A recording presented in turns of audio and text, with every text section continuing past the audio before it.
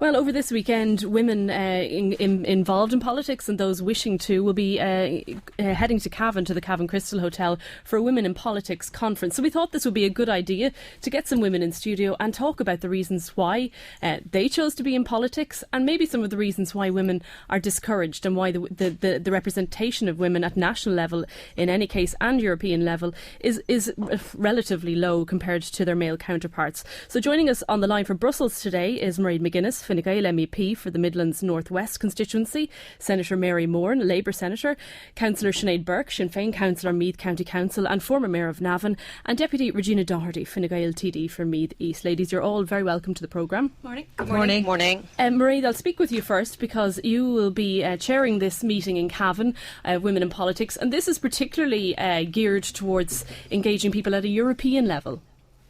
Well, yeah, that's true. This event is on Friday, and because it's on Friday, to be quite frank, we're still only on Wednesday here in the Parliament, and I've just rushed from a busy committee. So what we'll be talking about on Friday is the general issue of women's engagement in political life.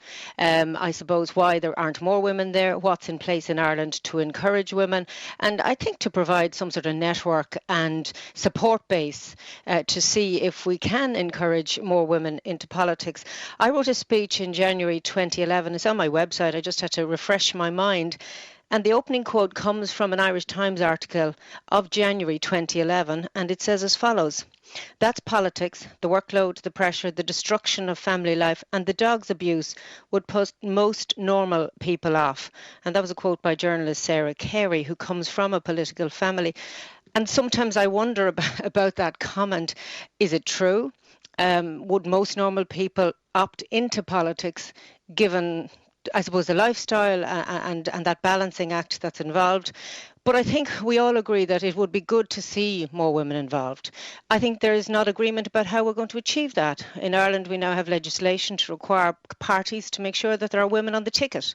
It doesn't mean that women will get elected, but at least it allows for a more visible presence of women on the ballot paper. And I think it'll be interesting to see how that works out, to see will it bring results. Do you think it's an attitude issue for women, or is it perception about the job? It's multifaceted, I gather, from what you say. But what's the biggest barrier in your opinion? Look, I think it is multifaceted. I mean, I come from a background of journalism. I worked mainly in the agriculture sector. And if you look at that sector as well, it is mainly men who are front of the industry, even though many women work in it. I still go to a lot of farm organisation meetings where you still see obviously more men than women. That hasn't changed very much. You know, when I was in my teens and full of the enthusiasm that women would achieve based on merit and there was no need for legislation, you know, I really believed that would happen. I'm afraid I'm a long way off from those early years. And I'm of the view now that without positive action, which Ireland has taken and other countries have taken, we won't see change. You've asked me what the biggest barrier is. Can't say I would put my finger on it. I think if you don't see women in particular professions, it's less likely that women will go into them. There's an interesting article which might form part of our discussion. It's in the Irish Times this morning about a colleague of mine who's talking about the growing vindictiveness towards politicians. I talk to a lot of women who say to me, how do you do it? Why do you find that difficult to deal with when people are angry, as many of in public life or who deal with public with us as public reps are? And it is a difficulty. I think it's something that women might find harder to deal with. I don't find it particularly easy. I would be interested to know how your panel feel about that issue. I think respect for politics is on a particularly low level. Why would people go into a profession, if you like, where there isn't respect for it? I think that is an issue, and it's an issue that we as politicians have to address as well. I mean, the family issues are clearly part of the discussion.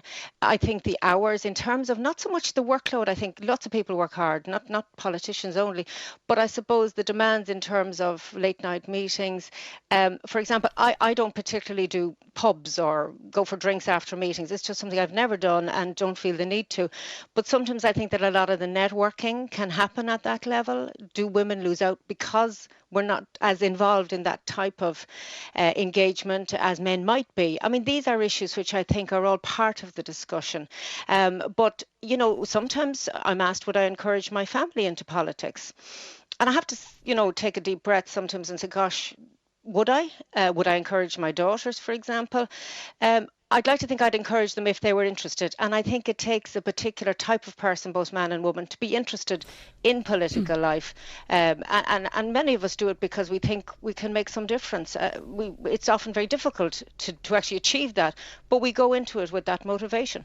Okay. Sinead, I'll come to you because local politics is really where many female politicians cut their teeth, and you're at that level at the moment. You have relayed to us about some of the abuse that you suffered, say, on the campaign trail when you were campaigning, going door to door. Yeah, I write a regular newspaper column in Meath. And without a shadow of a doubt, the column I wrote about being a woman and being a female mayor generated a huge amount of feedback. I really wasn't expecting it at all. And it wasn't a man-bashing exercise. I need to make that very clear. The tenor of the column was to encourage more women to get involved. But there has been some incidences, particularly last year when I was campaigning on the doors. One man gave out to me that I wasn't wearing enough makeup. That I should be wearing more makeup like that one Mary Lou. I'd look a lot better. Another gentleman told me that, I was a grand lassie and I probably do a good job, but he wouldn't vote for me in case I got pregnant. And then, you have people who, there was one incident where obviously you're out and about in your car if you're out canvassing, and one gentleman seen my car and asked me what my husband did for a living.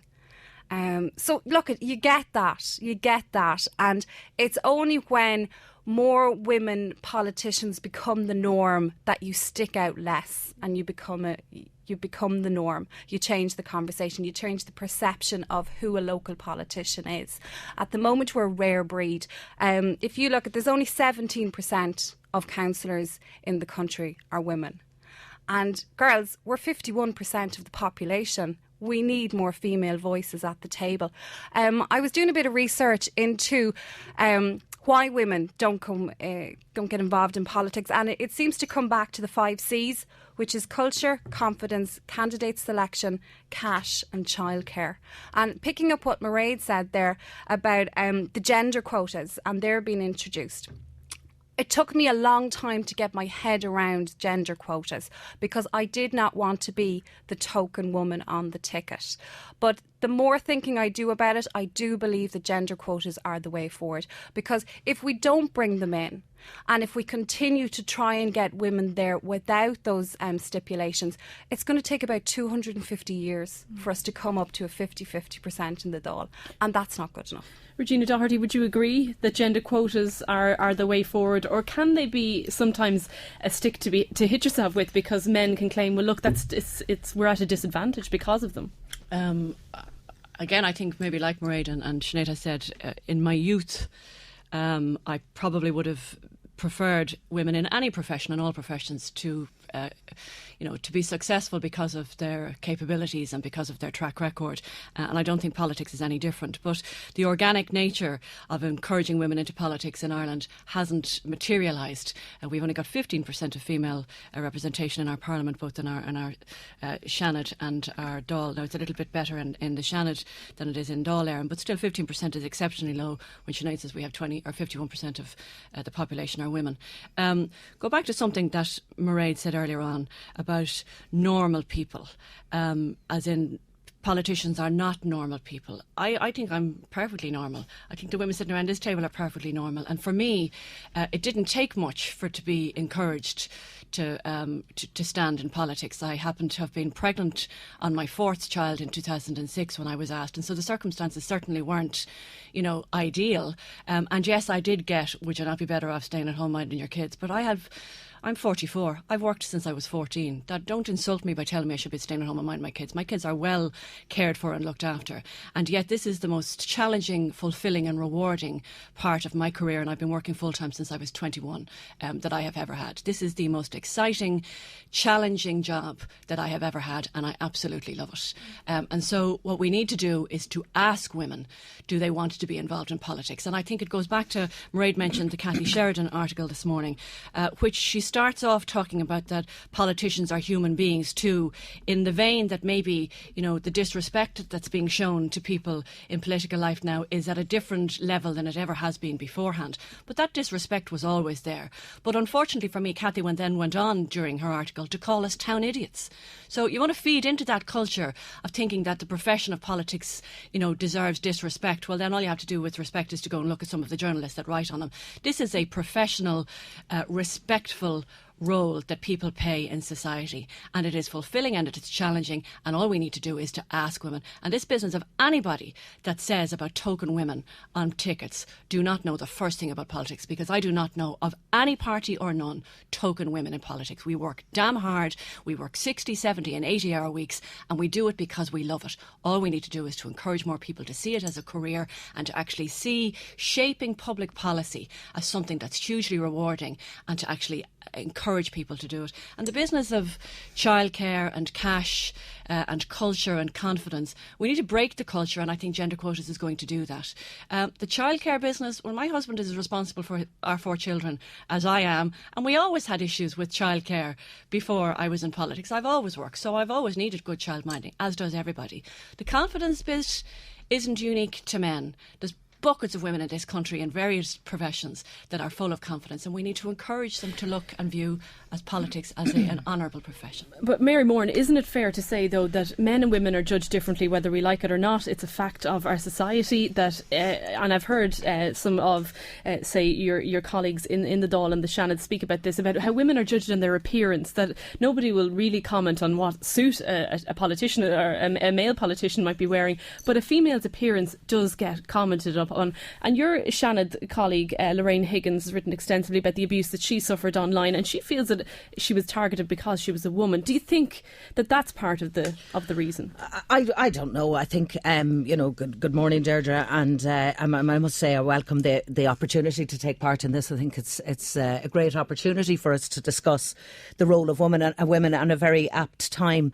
I think women, as Regina has said, with the confidence thing, I think women are well able to stand up, and I think any woman that puts themselves forward on a ticket to be elected does so in the full knowledge that yes, you take the rough with the smooth, yes you do it, but I think that the majority of people around will look at the work as you progress through your political life. They will look at the work that you do and do that. I think that's a very it can be a very shallow view, or it's dictated on your comments. I mean, we could turn around and say, I remember the very first time when Mick Wallace was elected to the Dáil, and I think Joe Duffy took up the whole week based on Mick Wallace's clothes, and I think that they and Ming Flanagan and various others that the comments can come in on that. And there, I do agree, that there should be a dress code, for people that are doing it. But that's kind of getting away from the point. I think women are well able, and the women that have been selected, and any of the women that I know that are involved in politics are in it for the reasons of trying to improve, that I think we all do. And I know it's the reason I got into it, was to kind of stand up and say, well, yes, I can do this, I can make an effort, I can try my best to, bring my views forward. I mean, I had been teaching for over 20 years, and when the opportunity came along, and I will say, the same as Regina, it wasn't something that, in my own personal case, it wasn't something that I had previously considered. But when I was given the opportunity, I grabbed it with 2 hands, and I must say it has been the most exciting, challenging, yes, difficult, but rewarding period in my life. And when we talk about confidence, I would definitely say that being in politics has given me confidence to go on. Where before, when you might kind of say, oh God, I don't know if I could take this if I'd been out canvassing for somebody else, and you kind of say, well, God, I don't know. It actually reinforces the way that we think and our beliefs, and to me, it gives me a stronger will to continue. Yes, we're talking about women in politics this morning. Mairead McGuinness, Fine Gael MEP, joins us on the line from Brussels. Mairead, we were speaking with you about some of the reasons why women don't go into politics. What's it like on a European level? Well, it's interesting, the statistics. If you look at it over here in Brussels, in the Parliament, there's almost 37% of MEPs are women. So that's quite a difference from the Irish situation. And indeed, if you look at Irish members of the European Parliament, 7 out of the 11 are female. So I don't know how or why that has come to be, but I think it is an interesting statistic. And one would imagine that because when you come to the Parliament, you have to travel quite a bit, and there's all of that's involved, that it might put people off, but the gender balance is much better. I mean, I was interested in some of the comments from your panelists there in studio about what people say to you, and I suppose when you're first in politics and those comments are made, they're much more wounding, or you take them on board. I suppose the longer you're in there, you just try and almost ignore those types of comments about clothes or makeup or whatever, because they are superficial in a way, and people make them and then they move on. But I think the core of our discussion is, why do we want to see more women involved?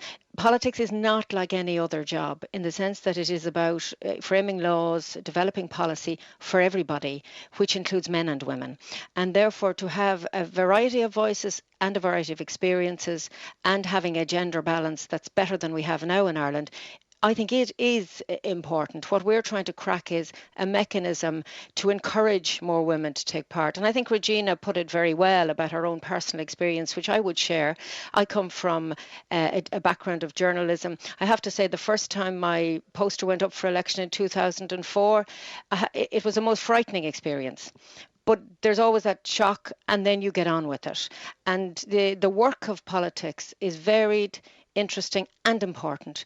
And I think what we need to say loudly, I suppose to everybody, but women in particular, that they can play a part in that. Now, I think we need to discuss how you do that. How do you crack through political parties? Do you come through the system of local politics, national politics, European politics? My experience has been different. I came directly from another profession into the European Parliament. It can be difficult for people with political ambition to get through the party system because there's competition there. And I think sometimes that needs to be said. It's not an easy thing to do, but if you have an interest in it, you can do it, and women can do it. But I think, though, and we're probably seeing it, we're going to see it definitely in the next few months as the selection conventions continue for women to try and get on the ticket. And I know the parties are looking to increase representation, but given that the majority of the TDs, and we'll use TDs for example, are men, and in order to add women to the tickets, you're going to have to probably disrupt the status quo, really. Regina? Yeah, well, so far we've done 20 of our conventions. We have 33% of our candidates so far are women. So it's certainly not an issue of finding women. I think, as had been suggested before, we have quite a number of capable, talented women within Fine Gael who are willing to stand and want to stand. So I don't think that's the issue. We do have a quota to reach. We were the largest party with female candidates in the local elections last year. Women are not an issue.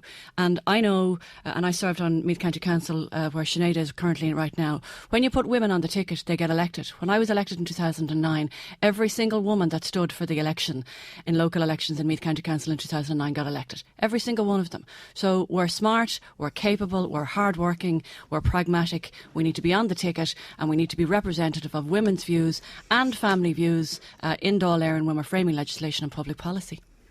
Mary Moore? Absolutely, I would agree with you. And I mean, just to bring on from that, I think in the Senate this time we actually have a greater representation from women, for the first time. And it has certainly been comments of from colleagues of mine in the Senate who are there, who have been there for many years, who have kind of said that they welcome the increase in women. I mean, I know in our own party, we were fortunate that we had 50% of the senators, of Labour senators, are women. And, the people have openly commented that debates are definitely more rounded, more focused, and kind of a wider variety of views by having more women in the Senate. So, I mean, as Regina said, we're well capable, we're well out there. We just need to be elected and given the opportunity. Sinead, for yourself, on the local election front, on the county council level, is it still, given you're in it a few years, you've experienced it as mayor, have those experiences put you off in any way, or do you still think it's an attractive, like the ladies have been saying? No, I mean, to be honest with you, as Regina says, it's the best job in the world. It can be the hardest and most upsetting and challenging job in the world, but it is the best job. And I actually think women in particular, perhaps in some instances more so than men, are very, very suited to being a counsellor. Because if you look at any clinic that's operating around the county at the moment, you would probably see about 60 to 70% of the people going in looking for help on issues are women. And I find that they open up to me quicker than they perhaps would my male colleagues, because sometimes you're dealing with maybe personal and upsetting stuff as well. So you can instantly have that rapport with people. And the electorate, and in Navan and in Meath, they're very open to voting for women candidates. In general in Ireland, we like having female representation. It's just that we don't have enough candidates. What I will say briefly as well, particularly if you're a woman, it's not you that runs in the election campaign. It's actually your whole family. So, and I think a lot of us, we stand back and say, Jesus, the kids are too young. I have to keep down the job. Himself's got to keep the job going. I don't have time. I don't have time to do it now. You do have time. Sit down with your husband. The best career decision you're ever going to make is pick the right husband. When I got elected in 2011, I remember a lady who has a vast experience of career in politics came and told me, she said, now you need to get yourself a wife. And, there you go. And it is true. I know that only for my husband, the last time, I think he was kind of notorious for driving around, but he was the best person at putting up posters all over the county. So it most definitely, I would agree with Sinead, it is a complete team effort, and it involves every member of your family, first and foremost. I can best all of you, because my husband put up posters in 15 counties, so I think that trumps the local. But it is true. I think it is very much, it involves everybody. But I do think you need to have some private space. I wouldn't like to think that politics engulfed everything. I like my garden, I like the peace of my own house, and I think politicians need that. I suppose the one thing that I think is less likely to happen because of social media and other things is that politicians get time to reflect, to read, to think before decisions are made. I think that's a general problem right across the globe, and I think politicians need to acknowledge that we make very important decisions. We need time and space to make them, and I think that the gender issue is part of this wider discussion. We need everybody in society to be involved, to reflect across range of opinions. And even this discussion this morning is interesting, just listening to the experiences of others, because they would have had some that I share and some that I haven't experienced. But I suppose what is in common with us is that it is a great job if you have an interest in public life and in making change and helping people. A lot of our work is quietly done, and it is fantastic when you can do something for a family that they themselves, because of circumstances, couldn't do, but they needed this help, and things worked out for them. Okay. It's very often the small things that keep you going. Okay, we have to leave it there. I'm afraid we've run out of time. We're here to stay, Deirdre. That's absolutely. We're here to stay. We're not going anywhere. Do I hear the strains of sisters are doing it for themselves? Anyway, we'll leave it there. Thank you very much to Mairead McGuinness, Fine Gael MEP for the Midlands North West constituency, Senator Mary Moran from Labour, Councillor Sinead Burke, Sinn Féin Councillor at Meath County Council and former Mayor of Navan, and Deputy Regina Doherty, Fine Gael TD for Meath East.